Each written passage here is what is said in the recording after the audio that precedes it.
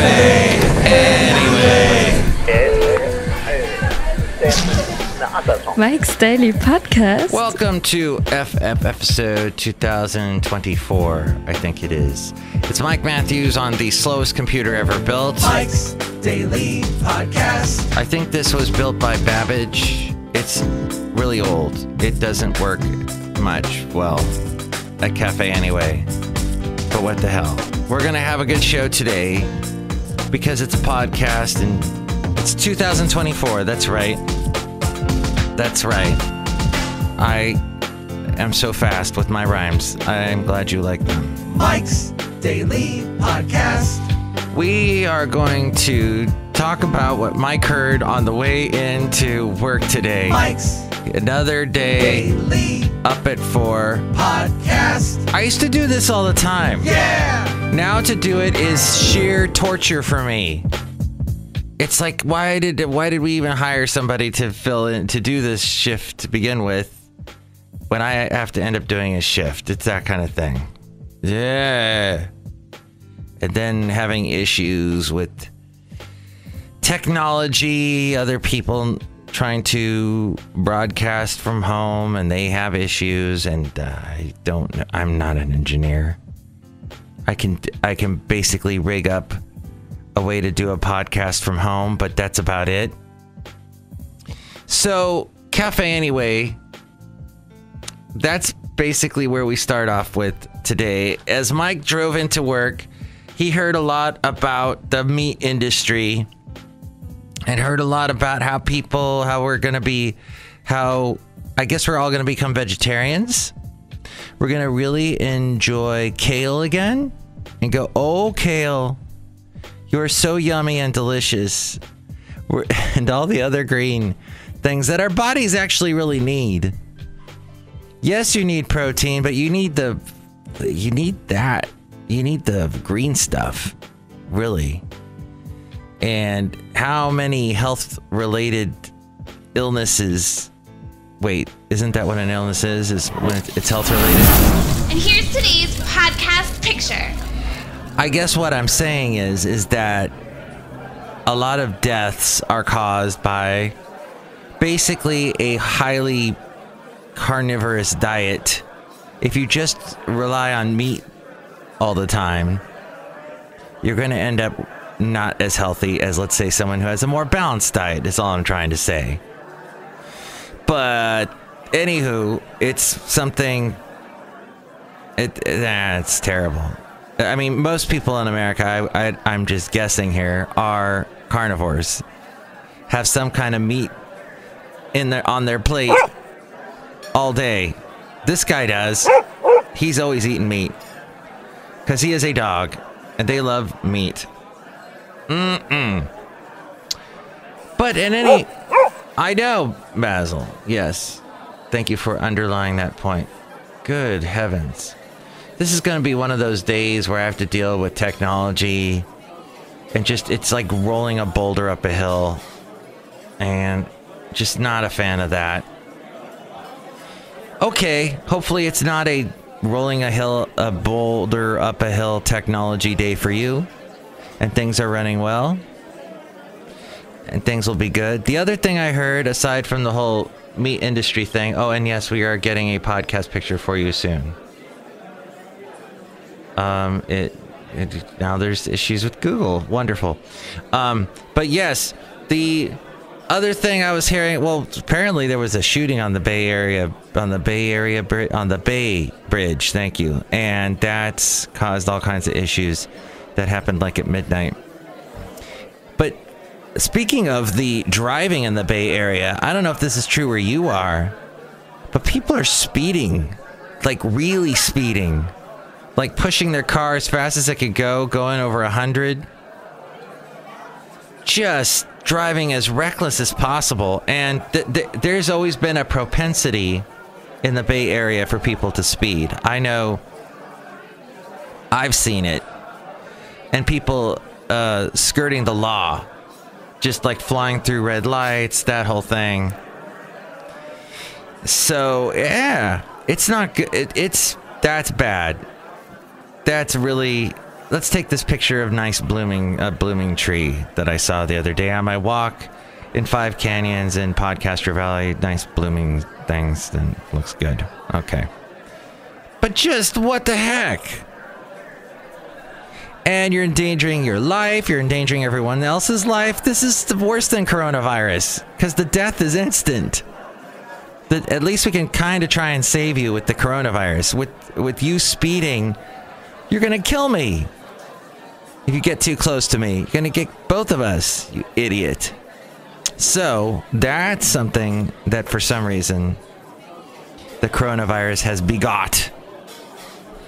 These dang speeders.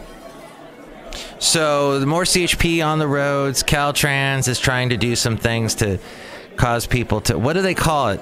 Is it a rumble thing? A rumble strip? Something that will notify you to slow down. They got these funky, cool ways of doing that here in the Bay Area to just annoy drivers. And an S-curve. I don't even know what an S-curve is, but that somehow causes you to slow down. Okay.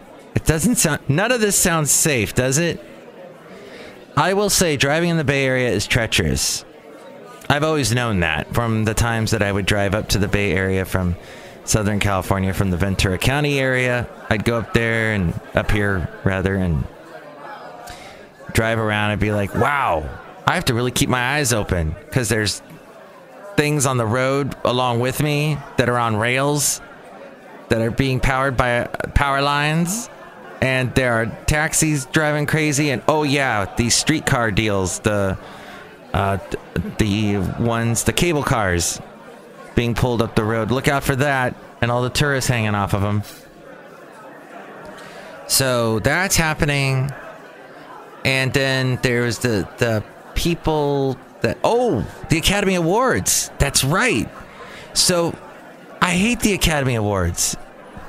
The movies, I can't remember the last time I went to see a movie. Well, none of us now can. I used to say that all the time. I haven't been to a movie in so long as we go outside a cafe anyway. We're bringing you Mike's Daily Podcast somewhere in Podcaster Valley, Mont today. No, yeah. Here's the thing is nowadays, you can't, of course, go to a movie theater. Well, now they're starting to reopen. I guess in Florida, they're going to reopen some non-essential type stuff.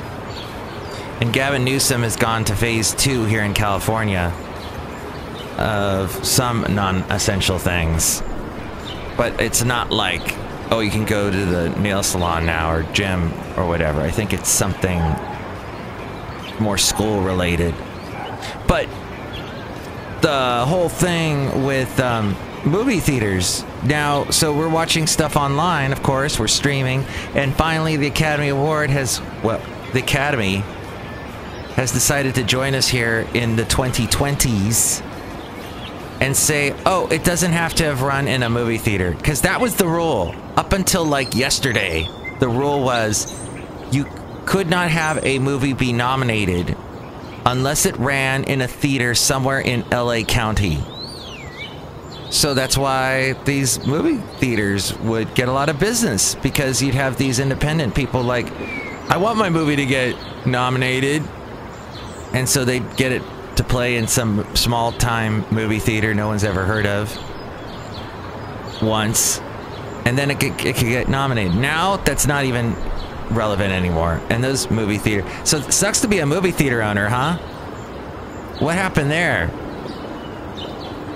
So it's good for us, though, because we can watch these great movies at home now. And stream it and all that. And I watched some Academy Award-winning movie from several years back, The Artist. That was that movie that was filmed like a silent movie, which was visually interesting. I don't know if it warranted sitting there for 2 hours.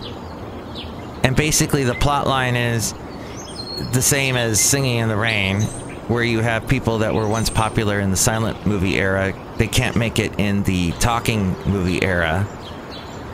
And the artist, this performer, this actor who was huge in silent movies, he just goes into a downward spiral, and it gets worse and worse and worse, and it's leaving Las Vegas, and it's worse and worse. That's not that bad, but it gets, and then finally, like at the very end, something good happens for him. But yeah, I mean, the guy was amazing who played the lead, the actor, very expressive, as they had to be in the silent movie era.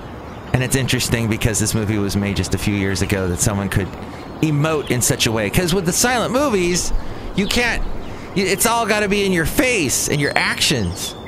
You got to overdo it, oversell it. So that was fascinating. Oh, and I did watch that Saving Mr. Banks, Tom Hanks thing. That got nominated a couple of years ago. Emma Thompson, where he's... Tom Hanks is Walt Disney, and Emma Thompson is the woman that wrote Mary Poppins, and there's a whole story about that. But I'm pretty much movied out at this point. I guess I'll be watching Community again, because that's culture right there. Look who's out here. Hi, Mark. It's Benita the Rodeo Queen. How's you doing? To Disgruntled Fiddle Player tell you what. What? Any of those movies that you just mentioned, I don't know what the heck you are talking about. It's a movie with the silent movie thing. Yeah, I don't get it. It's gotta be a car blowing up, and horses, and trucks. That's my kind of movie right there. Okay. Disgruntled Fiddle Player. I think he had something in his coffee today. Hopefully it wasn't coronavirus. Look who else is here. Oh, Mark, I make the delicious root beer handsome right now. Oh. I was going to be sound effect averse today, but now I don't care. That's not even funny. Next show, it's going to be the wonderful Madame Rootabega, Valentino, and Bison Bentley. May you have wonderful technology success today. And if technology is trying to get you down, just remember, you can always unplug it, restart it, and things will get better. Just maybe that's a metaphor for life. When everything is maybe